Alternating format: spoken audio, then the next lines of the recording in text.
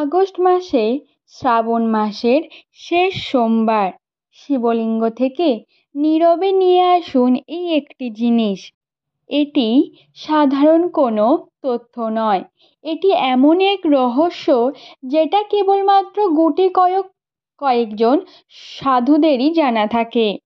এই রহস্য জানার পর আপনার জীবনের লক্ষ্যই বদলে যাবে, আপনার জীবনটাই পরিবর্তন হবে।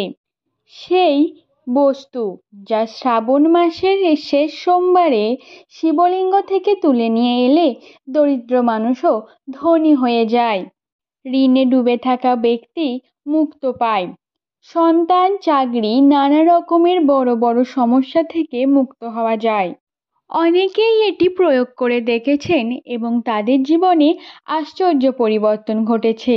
এখন সেই সুযোগ আপনার কাছে। শুধু একটু ধৈর্য রাখুন এবং চোখ কান খোলা রাখুন। আজকের এই ভিডিওটিতে আমি আপনাদের বলবো সেই গোপন তথ্য। হর হর মহাদেব, জয় শিব শম্ভু। বন্ধুরা, শ্রাবণ মাসের এই শেষ সোমবারে যদি আপনি শিবলিঙ্গ থেকে এই বস্তুটি নিয়ে এসে আপনার বাড়ির কোনো গোপন স্থানে রেখে দেন, তাহলে আপনার ভাগ্য সরাসরি বদলে যাবে। বাবা ভোলেনাথের আশীর্বাদে আপনার হাতে এত অর্থ আসবে যে আপনি কখনো কল্পনাই করতে পারেননি। বন্ধুরা, হিন্দু ধর্মে শ্রাবণ মাসের অত্যন্ত মাহাত্ম্য রয়েছে এবং বাংলা মাসের পঞ্চমতম মাস হলো এই শ্রাবণ মাস। এই মাসটিকে বাবা ভোলেনাথের নামে উৎসর্গ করা হয়েছে। এই মাসে বাবার ভক্তরা পূজা অর্চনা করে বাবার আশীর্বাদ প্রাপ্ত করতে চায় এবং প্রতিটি সোমবার অর্থাৎ 16 সোমবার ব্রত করে। ধর্ম অনুসারে এই দিন অর্থাৎ প্রতিটি সোমবারে শ্রাবণ মাসের বাবা মহাদেব এবং মাতা ভোলেনাথের পূজা করলে ভক্তদের সমস্ত মনস্কামনা পূর্ণ হয়। বন্ধুরা, এই শ্রাবণ মাসে 4টি সোমবার পড়েছে। প্রথম সোমবারটি গেছে 14ই জুলাই, দ্বিতীয় সোমবার 21শে জুলাই এবং শেষ সোমবার পড়তে চলেছে 11ই আগস্ট। বন্ধুরা, ভিডিও শুরু করার আগে যদি আপনারা ভোলেনাথের ভক্ত হয়ে থাকেন তাহলে অবশ্যই ভিডিওটি লাইক করে দেবেন এবং চ্যানেলে প্রথম হলে চ্যানেলটিকে সাবস্ক্রাইব করে রাখবেন, যাতে এরূপ প্রয়োজনীয় ভিডিও আপনার কাছে সকলের আগে পৌঁছায়। এবং কমেন্টে বাবার নাম ভক্তি ভরে লিখে যাবেন।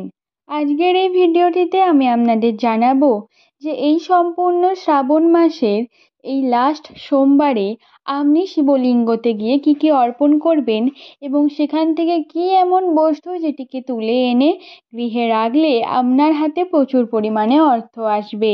বন্ধুরা, বাবা ভোলেনাথের ভক্তরা সম্পূর্ণ বছর ধরে অপেক্ষা করে এই শ্রাবণ মাসে, কারণ এই মাসেই তার আশীর্বাদ পাওয়া যায়।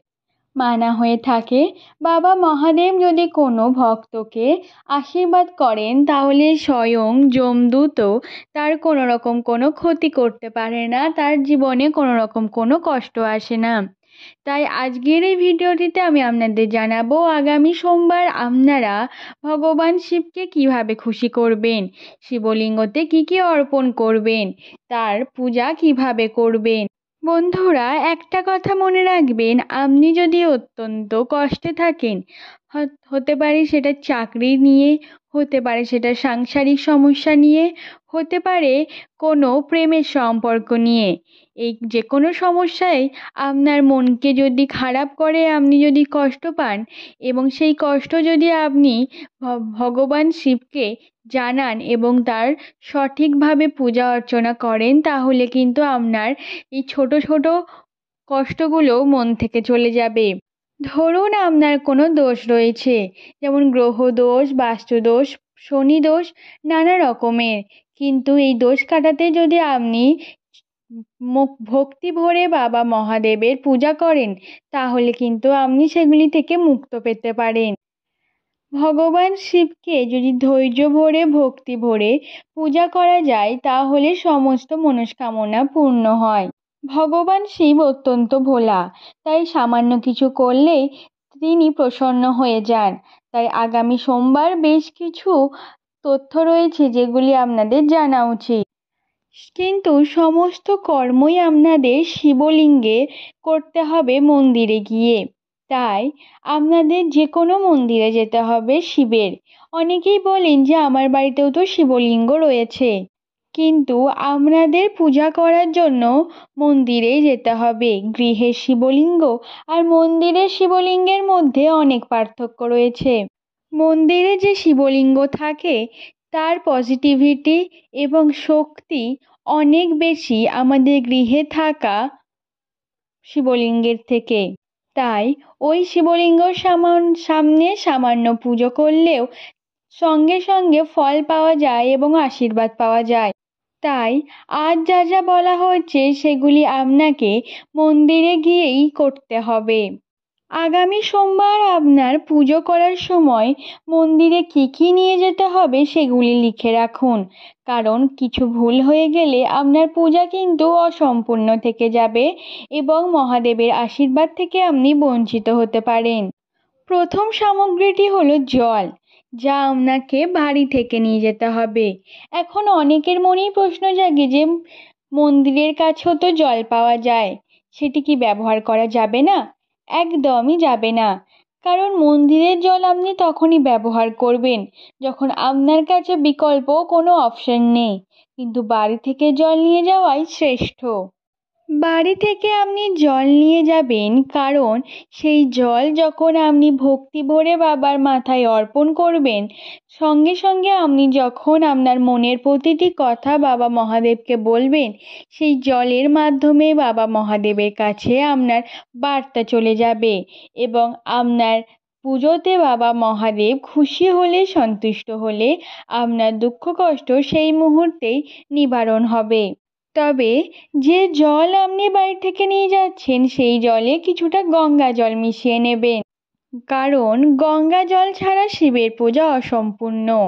শ্রাবণের সোমবার হোক কিংবা শিবরাত্রি, শিবের পূজাতে গঙ্গা জল অবশ্যই লাগে। দ্বিতীয়টি হলো 3টি পাতাযুক্ত বেলপাতা। এটি অবশ্যই মন্দিরে নিয়ে যাবেন। বেলপাতা দিলে মহাদেব অত্যন্ত প্রসন্ন হন। তৃতীয়ত সাদা ফুল নিয়ে যাবেন। সাদা ফুল মহাদেবের অত্যন্ত প্রিয়। এছাড়া সাদা চন্দন নিয়ে যাবেন। সাদা চন্দন বাবা মহাদেবের প্রিয়। এছাড়া কাঁচা দুধ যদি আপনারা দিতে চান, অবশ্যই কাঁচা দুধ নিয়ে যাবেন বাবার মাথায় অর্পণের জন্য। এরপর মনে রাখবেন, একটা ছোট কোটোতে গোলমরিচ নেবেন এবং একটি লাল কাপড়ে কিছুটা কর্পূর এবং লবঙ্গকে বেঁধে নিন এবং সেই কাপড়টাকে বেঁধে আপনি মন্দিরে আপনার সাথে নিয়ে যান। কিভাবে পূজা করবেন? প্রথমত মন্দিরে যাওয়ার সময় কালো বা নীল রঙের কোনো কাপড় পরবেন না, এতে মহাদেব অসন্তুষ্ট হন। দ্বিতীয়ত বাবার মাথায় শ্রদ্ধা ভরে জল ঢালবেন। জলের ধারা যেন একটি মসৃণতা থাকে, খরাভাবে জল ঢালবেন না। তৃতীয়ত বাবাকে সাদা চন্দন অর্পণ করুন। তারপর 3টে পাতাযুক্ত বেলপাতা অর্পণ করুন। তারপরে যে সাদা ফুল নিয়ে গেছিলেন সেটি অর্পণ করুন। তারপর যে কাঁচা দুধ ছিল সেই কাঁচা দুধ অর্পণ করতে পারেন। এই সমস্ত কিছু কার্যের পর ওং নমঃ শিবায় মন্ত্রটি ওখানে দাঁড়িয়ে 108 বার জপ করুন। এরপর যে কাজটি করবেন, আপনার যে ছোট কটোই গোলমরিচ ছিল এবং লাল কাপড়ে বাঁধা যে বস্তুটি ছিল ওগুলোকে অভিষেকের জল ছোঁয়ান। তারপর সেই পুঁটলিটি আবার আপনার থলেতে ভরে নিন এবং যে পাত্রটি আপনি বাবা মহাদেবের কাছে নিয়ে গিয়েছিলেন জল ঢালার জন্য, সেই পাত্রেতে বাবা মহাদেবকে অর্পণ করা জল কিছুটা ভরে নিন। এই জল আপনি বাড়িতে নিয়ে আসবেন।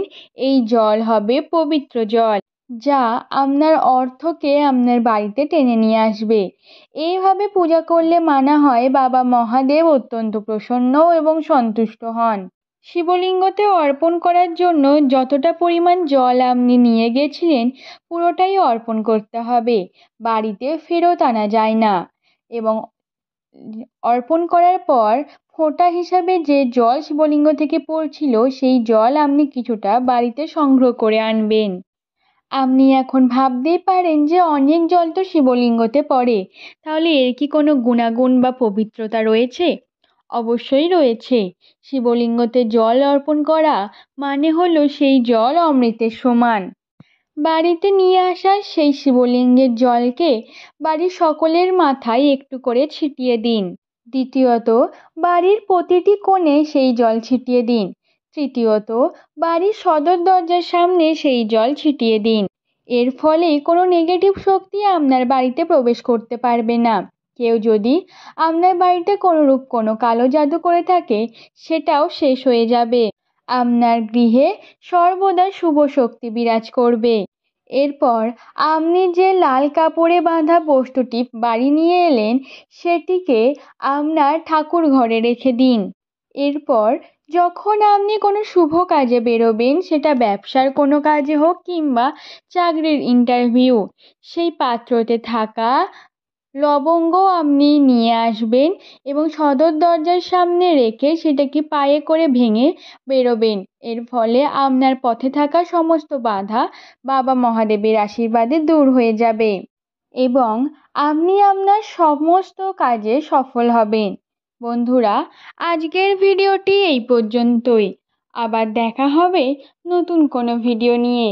আশা করি ভিডিওতে বলা প্রত্যেকটি কথা আপনাদেরকে বোঝাতে পেরেছি।